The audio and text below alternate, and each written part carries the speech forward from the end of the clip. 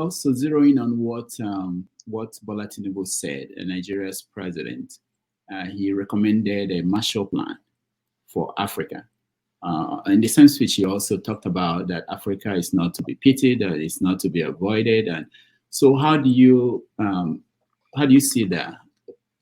The question is, why should the United States or Britain carry out a Marshall Plan for Africa? What would be the argument for that? Why would they do that from their own end? So I think we are comparing two different historical circumstances.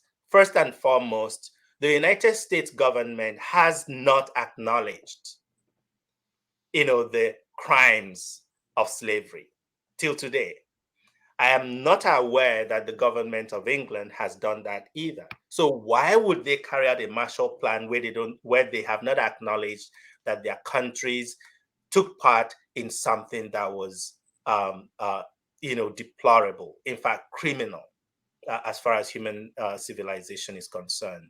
If you look at what happened with the Marshall Plan, and for those of us who might not be fully aware of the circumstances of that.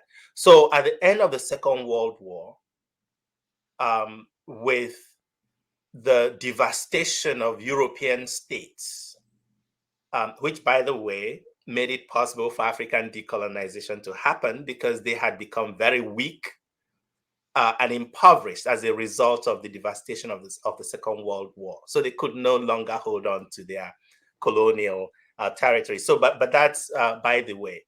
These European nations were completely devastated, and the United States came with this idea of the Marshall Plan.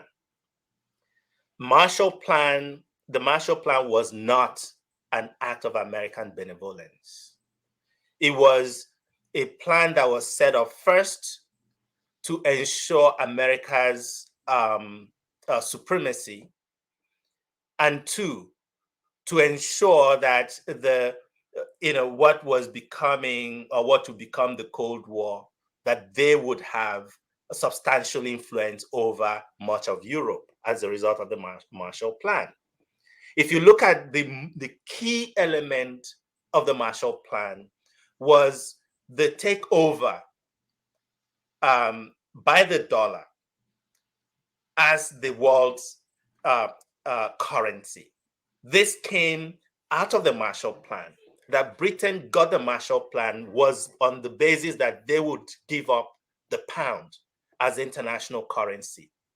Now, if you check how much the Marshall Plan was and what that switch did to America's power and economy till today, that the US can decide which country can have access to their reserves or not, or which country can do business with which other country, it's simply because of the dollar.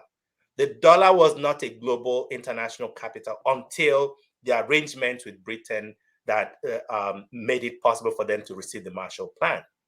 So if you look at that history and context, you ask yourself, so why would the United States now carry out a Marshall Plan for Africa when they get anything they want, either by direct negotiation with African countries or by imposing their power over these countries to get any information they want, to access any of our resources as easily as they can, and they are not in any way concerned about controlling any African economy that they wish to control. So why would they then spend additional money, for the Marshall Plan? Nations are not